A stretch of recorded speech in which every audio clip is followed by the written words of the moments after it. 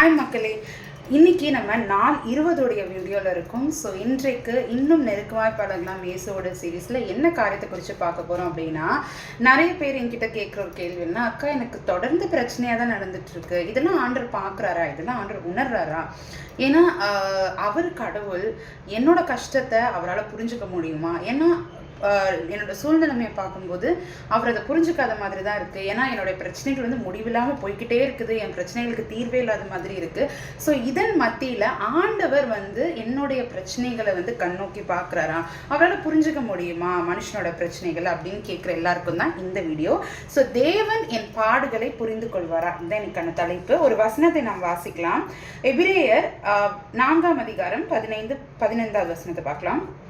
நம்முடைய பலவீனங்களை குறித்து பரிதபிக்க கூடாத பிரதான ஆசாரியர் நமக்கிராமல் எல்லா விதத்திலும் நம்மை போல் சோதிக்கப்பட்டும் பாவம் இல்லாதவராய் இருக்கிற பிரதான ஆசாரியரே நமக்கு இருக்கிறார். இந்த வசனம் எல்லாருக்கும் தெரிஞ்ச ஒரு வசனம் தான். அதாவது நமக்கு இருக்கிற பிரதான ஆசாரியர் அப்படின்னா மீடியேட்டர் அப்படின்னு சொல்லுவாங்க, அதாவது மிடில் மேன் அப்படின்னு. தேவனுக்கும் மனுஷனுக்கும் இருக்கிற ஒரு மத்தியஸ்தர். நமக்கு இருக்கிற பிரதான ஆசாரியன் எப்படிப்பட்ட, அந்த காலத்துல வந்து பிரதான ஆசாரியன் அப்படின்னா யாருன்னா, ஜனங்களுடைய பாவங்களுக்காக பலிபிடத்தில் போய் பலி செலுத்தி அந்த பாவத்தை நிவர்த்தி செய்கிறவன். அந்த மக்கள் போயிட்டு அவன் பாவத்தை வந்து இந்த பிரதான ஆசாரியின் இடத்துல சொல்லும்போது அதுக்கு ஏற்ற பலியை வந்து அவன் சொல்லுவான். அந்த பலியை போய் இவங்க செலுத்தணும், அதை பலியை வந்து அவங்க கொண்டு வரணும். அந்த பலியை வந்து செலுத்துகிற வேலை வந்து இந்த ஆசாரியனுடைய வேலையாக இருந்தது. அப்போ இந்த ஆசாரியன் வந்து அதுக்கு அந்த ஆசாரியன் என்ன பண்ணால், முதல்ல அவனுடைய பாவங்களை சுத்திகரிச்சுட்டு தான் ஜனங்களுடைய பாவங்களுக்காக அவன் வந்து பலி செலுத்த போகணும். அதுதான் வந்து பிரதான ஆசாரியனோட வேலையாக இருந்தது. அப்போ இந்த பிரதான ஆசாரியனுடைய வேலை என்னன்னா, ஜஸ்ட் சொல்றது, அதாவது அவங்க சொல்றத செய்யறது, இவங்க கொடுக்குற பலியை வந்து செலுத்துறது, இது மட்டும் தான் அவனோட வேலை. இவங்களுக்காக பரிதபித்து இவங்க பாவத்தை மன்னிங்க அப்படின்னு சொல்லி மன்றாடுறது அப்படிலாம் கிடையாது. பலிதான் பேசும் இவங்களுக்காக. இந்த பிரதான ஆசாரியன் வந்து பேச போறது கிடையாது. ஆனால் நமக்கு இருக்கிற பிரதான ஆசாரியர் எப்படின்னா, அவரே நமக்காக பலியான பலியும் அவர் தான், நமக்காக பரிந்து பேசி கொண்டிருக்கிற பிரதான ஆசாரியரும் அவர் தான். ஸோ அப்படிப்பட்ட ஒரு நல்ல பிரதான ஆசாரியர் நமக்கு இருக்காரு.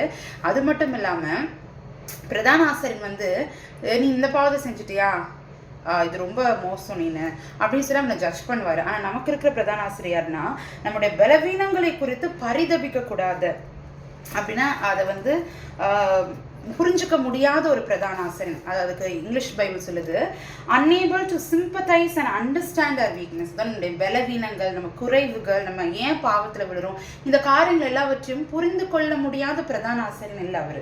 அவர் எப்படிப்பட்ட பிரதான ஆசாரியர் அப்படின்னா, நம்ம கூட பரிதபிக்கிற, அப்போ பரிதபிக்க கூடாத பிரதான ஆசாரியன் இல்லை அப்படின்னா அதுக்கு ஆப்போசிட் நம்ம கூட பரிதபிக்கிற அப்படின்னா என்னன்னா, சிம்பிளா அதோடைய அர்த்தம் என்ன. இந்த தமிழ் பைபிள்ல வந்து சில வார்த்தைகள் வந்து ரொம்ப கடினமா இருக்கும். பட் இப்போ நம்ம அது வந்து பார்த்தோம் அப்படின்னா, நம்ம கூட சேர்ந்து பாடுபடுகிற, அதாவது ஒரு வீட்டில் வந்து ஒரு பிள்ளைக்கு வந்து, சின்ன குழந்தைக்கு வந்து ஃபீவர் அப்படின்னா அம்மா அப்பா வந்து ரொம்ப ஜாலியாக இருக்க மாட்டாங்க. அந்த குழந்தைக்கு உடம்பு சரியில்லை அப்படின்னா அம்மா அப்பா எல்லாரோட தூக்கமும் கெட்டு போயிடும். எல்லாருமே அதுக்காக பரிதபிச்சுட்டு இருப்பாங்க.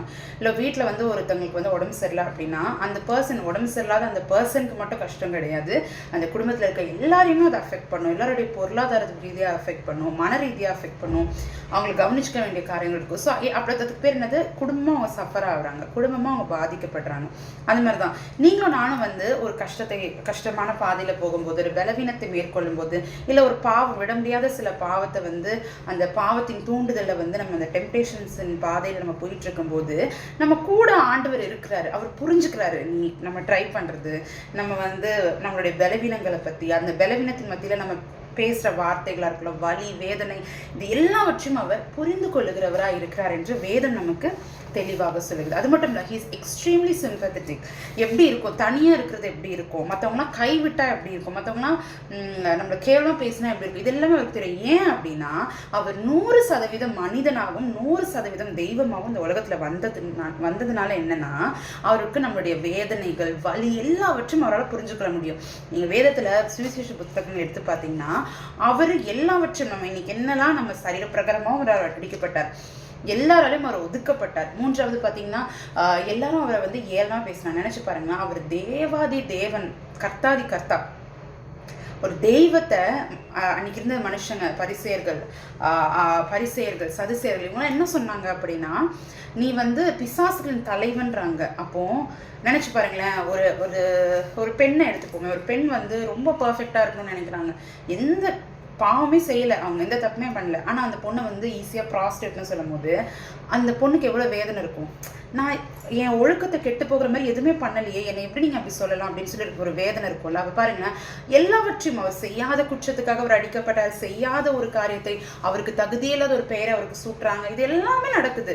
இது எல்லாத்தையும் அவர் அனுபவிக்கிறார். இது எல்லாவற்றிலும் அவர் பொறுமையாக இருக்குது. இது எதுலையுமே அவர் கோவப்படலை. இந்த காரியங்கள் எதுலையுமே அவர் வந்து என்ன பண்ணல, அவர் வந்து பாவம் செய்யலை, அவருடைய அந்த பரிசுத்தத்தை வந்து அவர் வந்து என்ன பண்ணார், இழக்கலை. அப்போ அதை நாம் பார்க்கும்போது அவர் அப்படிப்பட்ட ஒரு நல்ல பிரதான ஆசாரியராய், ஒரு எக்ஸ்ட்ரீம்லி சிம்பத்தட்டிக், அதாவது நமக்காக அதிகமாய் பரிதவிக்கிற ஒரு பிரதான ஆசாரியராக இருக்கிறதை நாம் பார்க்கிறோம். இதை நம்ம புரிஞ்சுக்கிட்டாதான் ஆண்டவர் நம்ம மேலே எவ்வளோ அன்பா இருக்கிறாரு, அவர் நம்ம மேலே எவ்வளோ சிம்பத்தட்டிக்கா, எவ்வளோ நமக்காக பரிதவிக்கிறவராய், நமக்காக நம்முடைய பலவீனங்களை வந்து புரிந்து கொள்கிறவராய் இருக்கிறார் என்பதை நம்ம புரிஞ்சு கொள்ள முடியும். இதை நம்ம புரிஞ்சுக்கல அப்படின்னா கடவுளை வந்து ஒரு தூரத்தில் வச்சுட்டு அவருக்கு என் கஷ்டம் புரியாது, அவர் எங்கே பரலோகத்தில் இருக்காரு, என் கஷ்டம்லாம் அவருக்கு எங்கே புரிய போகுது அப்படின்ற வார்த்தை தான் நம்ம வாயில் வரும். ஆனால் இதை நம்ம புரிஞ்சுக்கிட்டோம் அப்படின்னா நிச்சயமாகவே அவர் எவ்வளவு நல்லவர் என்பதை நாம் உணர்ந்து கொள்ள முடியும். பொதுவாகவே என்னுடைய வாழ்க்கையில் நீங்கள் எடுத்துக்கிட்டிங்கன்னா, என்னுடைய வாழ்க்கையில் நிறைய பலவீனத்தின் பாதையில் கடந்து வந்திருக்கிறேன். நிறைய சரீர பலவீனம் எப்படி இருக்கும் அந்த இதெல்லாம் வந்து நிறைய என்னோட வயசு வந்து 28 தான். பட் எனக்கு வந்து பார்த்திங்கன்னா இது வரைக்கும் வந்து 2 சர்ஜரிஸ் வந்து என்னுடைய சரீரத்தில் நடந்திருக்கு. அதனால இந்த வலி, வேதனை, அதுக்கப்புறம் வந்து வியாதினால் இருக்கிற வேதனைகள், இது எல்லாமே வந்து நான் நிறைய கோத்ரூ பண்ணது நிமித்தமாக இந்த பலவீனம்னு யாராச்சும் ஒருத்தவங்க சொல்லிட்டாங்கன்னா என் உடம்பே வந்து என்ன ஆகும்னா அந்த அவங்களுடைய இடத்துல நின்று அதை பார்க்க தோணும். எஸ்பெஷலி இந்த பலவீனங்கள், சரீர பலவீனங்கள், ஃபிசிக்கல் சஃபரிங், இது யாராச்சும் அதை கோத்ரூ பண்ணாங்கன்னா எனக்கு ஆட்டோமேட்டிக்காக வந்து என்னால் அதை தாங்கிக்கவே முடியாது. அது எனக்கு ரொம்ப எமோஷ்னலி எனக்கு ரொம்ப கஷ்டமாக இருக்கும். ஸோ ஒரு மனுஷியாக வந்து இந்த உலகத்தில் நான் சில ரொம்ப கம்மி, ரொம்ப சின்ன விஷயங்களாக கூட இருக்கலாம், இந்த பலவீனங்களில் கடந்து போனது நிமித்தமாக இன்னொருத்தவங்களுடைய பலவீனங்களை என்னால் புரிஞ்சுக்கொள்ள முடியுது. அது எவ்வளோ பெரிய பலவீனமாக இருந்தாலும் சரி, சின்ன பலவீனமாக இருந்தாலும் சரி, அதை என்னால் புரிஞ்சுக்கொள்ள முடியுது. அப்போ தேவாதி தேவன் அவர் தன்னையே பலியாக ஒப்பு கொடுத்து உச்சந்திலிருந்து உள்ளங்கால் வரைக்கும் அவர் பாதிக்கப்பட்டிருக்கிறாரு. எல்லா வகையாக ஃபிசிக்கலி, எமோஷனல், மென்டலி எல்லா வகையிலும் ஹேஸ் பின் டிஸ்ட்ரெஸ்ட். அப்போ அவர் எப்படி புரிஞ்சுப்பாரு? நானே புரிஞ்சுக்கிறேன் அப்படின்னா என்னை விட 100% உங்களை புரிஞ்சுக்கொள்ள, அதாவது அந்த மாதிரி பாதையில் கடினமான பாதை கடந்து போகும்போது அவர் சரீர பிரகாரமாகவும் எல்லாவற்றையும் கோத்ரூ பண்ணியிருக்காரு, ஆவிக்குரிய ரீதியாகவும் கோத்ரூ பண்ணியிருக்காரு. மென்டலி இப்போ நிறைய பேர் சொல்கிறாங்களே எனக்கு சரீரத்துலலாம் எந்த பிரச்சனை கிடையாது, but mentally I'm suffering from depression, anxiety issues இருக்குது, எல்லாரும் என்னை விட்டு போயிட்டாங்க, லோன்லினஸ்ல இருக்கேன் அப்படின்னு சொல்றாங்க. இது எல்லாத்தையும் நீங்க என்னென்ன வேர்ட்ஸ், ஆன்சைட்டியா, அது ஆண்டவருக்கு கெத்செமனே தோட்டத்தில் ஆண்டவருக்கு என்னதான் இருந்தது? ஆன்சைட்டி தான் இருந்தது, டிப்ரெஷன் தான் இருந்தது. ஹி வாஸ் அலோன், எல்லாரும் அவரை விட்டு போனாங்க, பயந்தார் அவரு. ஸோ அவர் 100% மனிதனாக இந்த உலகத்தில் இருந்தார், 100% தெய்வமாகவும் இருந்தார். அப்போ அப்படிப்பட்ட பிரதான ஆசிரியர் நமக்கு இருப்பதுனால அடுத்த வசனம் தான் நமக்கு ஒரு கிளாரிட்டியை கொடுக்குது. ஏன் அவர் நம்ம புரிஞ்சுக்கிறதுனால இதுலேருந்து நமக்கு என்ன தைரியம் கிடைக்குது அப்படின்னா, ஆதலால் நாம் இரக்கத்தை பெறவும் ஏற்ற சமயத்தில் சகாயம் செய்யவும் கிருபை அடையவும் தைரியமாய் கிருபாசன தண்டையில் சேரப்படும். ஹல்லேலூயா. அப்போ என்னது? நாம் இரக்கத்தை பெறவும் ஏற்ற சமயத்தில் சகாயம் செய்யும் கிருபை அடையவும் தைரியமாய் கிருபாசன தண்டையில், அதை கூனி குறுகி ஐயோ ஆண்டவரே நான் எப்படி வரது உங்க சமூகத்துக்கு, உங்களால என்ன புரிஞ்சுக்க முடியாது, அவ்வளவு பெரிய பாவி அப்படின்னு நம்ம சொல்லவே முடியாது. தைரியமாய் கிருபாசன தண்டையில நம்ம சேரலாமா? ஏன்னா ஏற்ற சமயத்தில், அது பாருங்க ரொம்ப முக்கியமான விஷயம், ஆதலால் நாம் இரக்கத்தை பெறவும் ஏற்ற சமயத்தில் சகாயம் செய்யும் கிருபை அடையவும். அப்போ ரொம்ப லேட்டா கிடையாது, யூதாசை போல வந்து தன் ஜீவனை இழந்துட்டு யோசிக்க முடியாது. எப்ப தெரியுமா? ஏற்ற சமயத்தில். ஒரு பிரச்சனை வந்துருச்சு, நான் ஒரு பாவம் செஞ்சுட்டேன் அப்படின்னா உடனே மனம் திரும்பி, மன வருத்தம் மட்டும் கிடையாது, மனம் திரும்பி நம்ம தைரியமா எங்க வரலாம்? ஏன்னா கிறிஸ்து இயேசு நமக்காக ரத்தம் சிந்தி இருக்கிறார். அந்த ரத்தத்தினால, அந்த ரத்தம் நமக்காக பலியிடப்பட்ட அந்த அவருடைய சரீரம் நமக்காக பலியிடப்பட்டதுனால, அந்த பரிசுத்த பலி செலுத்தப்பட்டதுனால நீங்களும் நானும் எப்படி வந்து கிருபாசன தண்டைக்குள் போலாமா? தைரியமா ஏற்ற சமயத்தில் அந்த கிருபையை பெற்றுக்கொள்ள கிருபாசன தண்டையில் ஓடி வர கடவும். ஸோ இன்றைக்கு ஆண்டராதான் நம்ம கிட்ட சொல்றார், with confidence, with privilege heart.